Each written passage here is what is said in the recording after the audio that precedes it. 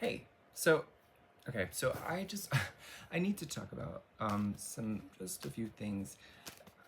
So it's important that we remember that duality is a thing, right? Duality is a thing. Yeah, sure, we're all one, and honestly, there are certain things that work for human beings in general, whether we want to admit they work for us or not. They work for everybody. There are even things that some people refuse to do that you must do, or you're not going to get through a certain thing. Um, and there's also this thing where some people who are absolutely they've gone really far in their journeys and they know it. Well, there's this thing where they think that because they've gone so far in their journeys that they are free of ego or free of the things that they've worked so hard to be free of.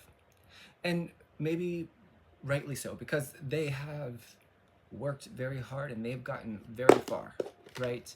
From night to day. It's just a huge difference. But the thing is here that when we get so trapped in the idea that only this one thing works and nothing else, that is ego. And there's nothing wrong with ego. We are living here with ego. We have to appreciate that, and we have to, grow into that. That is something that we must do. But even though we need to recognize the duality between us and the ego, and that's also, it all exists in one. So when people get so um, ingrained into the idea that even when their practice is very much necessary for everyone, very much so, but they get so ingrained into that practice because it worked for them and they worked so hard with it, and maybe, and here's the thing, they worked so hard with it without giving anything else a chance, or while not having success because they with other things because they used them at the wrong time or in the wrong way, because timing really is a huge thing, regardless of whether time is linear or not or whatever. Timing is a necessary component in healing and learning, right? If we do something at the wrong time, it's going to give negative or no results, right?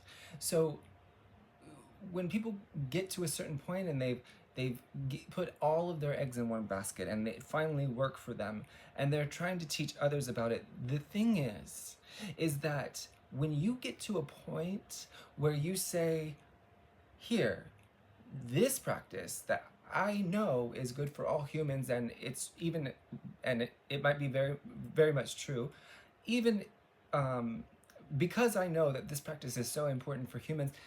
If you do another practice, that is not right. That is not okay, or that is not going to work. That is going to make you worse. That is going to do this. That is going to do that. Calm down.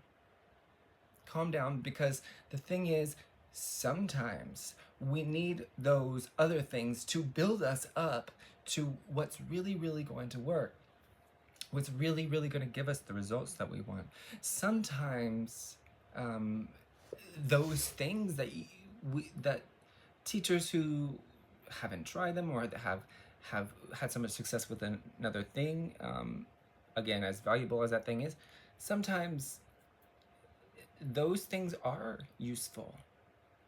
I'm trying not to name it because I am thinking of a specific instance, right? But at the same time, it's not the first time it's happened, and sometimes teachers are wrong. I mean, honestly, like, let me just give you like yoga as an example. If you are in a certain state of dysregulation and you try to do yoga, you are not going to have good results, because yoga is strenuous on your body, and yoga is has a lot of stretching, and for a lot of people, stretching is not a good thing because um, it just it just confuses your muscles, and it doesn't really help your fascia to move. But if you do it correctly, yes, it will work. And that's the thing. It's like it really depends.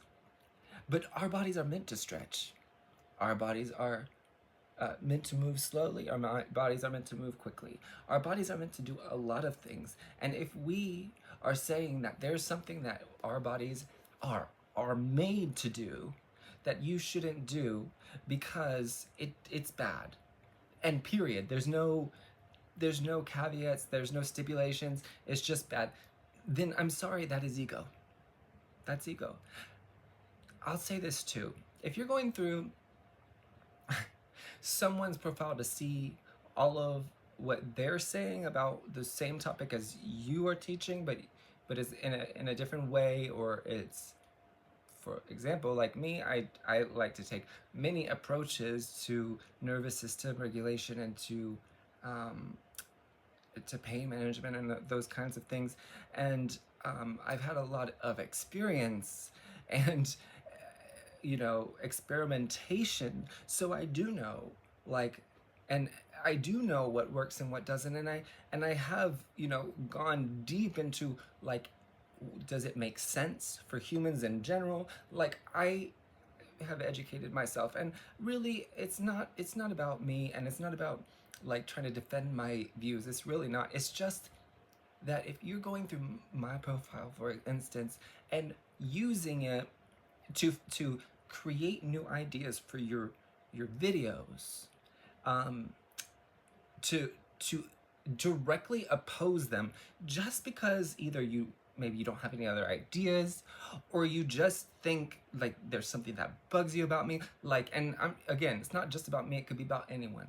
But if you're doing that, then what you're doing and your technique, as great as it might be, is not complete, because you're still going into ego, basically attacking someone. I mean, like, if it were a year ago, I would have been super upset about it. I'm really not. But I keep getting messages that I need to talk about this because, look, there are many ways to enlightenment, and there are few ways as well. Like, all of the ways that are going to help you to a certain state are the ways to enlightenment, but also we have to recognize that we are in a human body, and we share 99.99999% DNA, right? So we are very, very much more similar than we are different. So there are going to be things that universally they work, um, you know, unless you have some kind of like brain disability, in which case even but it would be very severe, and in that case, like, that's another journey altogether. And then there are some things that only work at certain times if you are ready for them, like yoga, because a lot of people, they don't have the kind of nervous system dysregulation like I did, and like many, many, many people today do, for so many reasons. And they didn't have it's just when your body is prepared for it, whether you intentionally prepared or not, then it is good. There are a lot of people who do really well with yoga. There are a lot of people who do really well with TRE.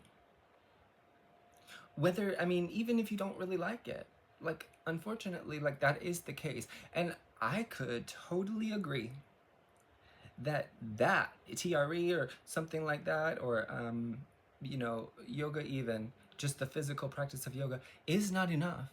It's not. But and even therapy, I personally think that, like, cognitive behavioral therapy is an excellent tool. It saved my life, certainly, but it didn't go to the depth that it needed to in order to really, like, help me long term. And there's research about that. Like, it's pretty well known, you need to do cognitive behavioral therapy like every few years. in order for it to really work for you. Whereas that is indicating a problem, right? Because if you have to keep doing something like that, and you can't, and it's very rare for it to just stay, then there's something going awry about that, and that's different from a physical practice where you have to keep, your body healthy, and your muscles will start to um, uh, God, I can't think of the word right now, but get smaller or whatever whenever you don't use them. That's a different thing. But when it comes to like a practice that is intended to train the nervous system, and when it comes to that, and there's no extra trauma, like, of course, if there's another trauma that comes along, then yeah, you might have to do it again. Yeah. But even then, you would handle it so much better, and then some things won't be traumatic anymore because you you're just able to tolerate it. You're more resilient. You're more tolerant. But then some things are going to, because again, we're human beings. They're gonna have an effect on us regardless if we experience them. You know what I'm saying? So, I I just want to say this, that there are people. Let me start over.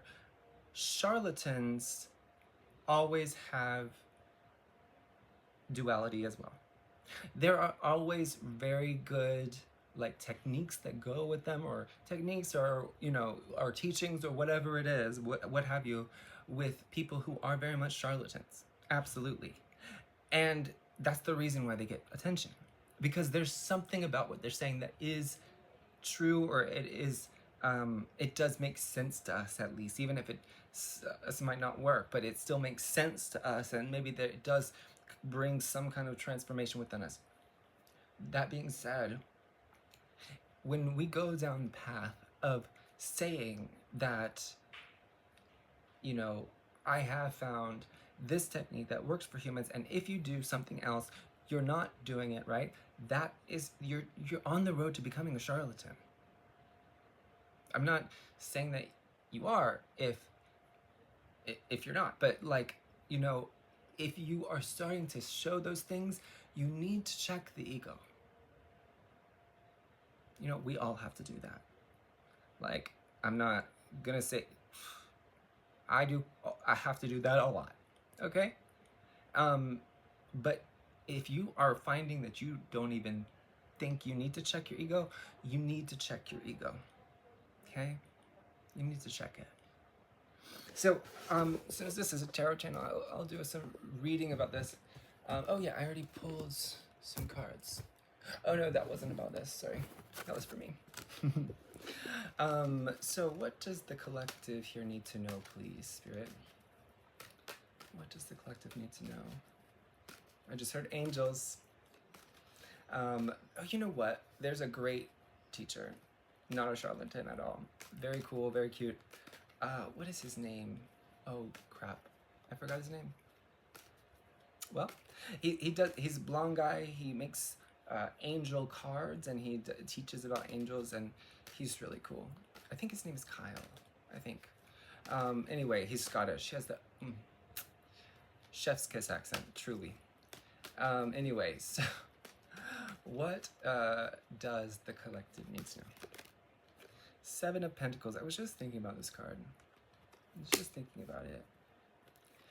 Because it's kind of like the process of growth in a plant, right? It's like we're waiting for the fruits of the plant, and we're still caring for it. But in this card there are fruits. I think in most cards, but it kind of feels to me like it's before really we can pick the fruit. Maybe we can see the fruit, but we can't pick it yet. We have the Hanged Woman and the Princess of Out of Space. So we have the Hanged Woman. So yeah, it's really this, like, we're waiting to see the fruits of our labor. And okay, and when we are feeling like, and I can relate, like, seriously, like, God, I've done so much work. God, I've done so much work. When am I gonna get, like, the clients? Or when am I gonna get the students or whatever it is, when are these people going to come and learn from me? Um, it that's it, well, there's no conclusion with that. That's just simply the situation, I think. But let's see. The 7 relates to the chariot, and the princess relates to the fool. So okay. So it's time when that happens. It's time to think about, and I've never thought about this before, but it's time to think about something to add on, like an addition to what you're already doing, and try experimenting with new things and seeing how you can teach, or you can, whatever you're doing, you can do what you're doing in just a slightly different way, nudging it one way or another way, and seeing how it goes without reaching the point where we're grasping for straws, you know. Because that once we're doing that, we're like, we're not accomplishing anything anyway, which is kind of why I stopped, because, well, that's not the only reason I stopped posting here as much, but partly because of, like, I didn't have much to say anymore, and but also I was not well. I'm still working on it, but I was extremely not well, and I had to stop. Like, I had to do as the bare minimum of what I had to do, because if I didn't, I would still be in the same place, because I there's a reason this is coming up. It's like pushing yourself,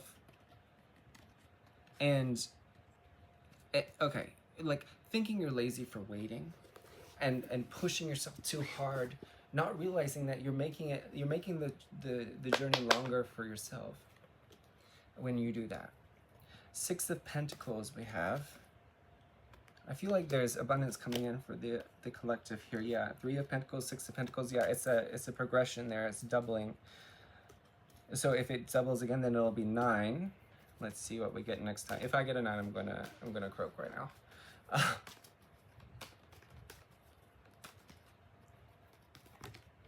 Oh, we didn't get a 9, but we did get another princess, and now they're facing in 2 different directions. Yeah.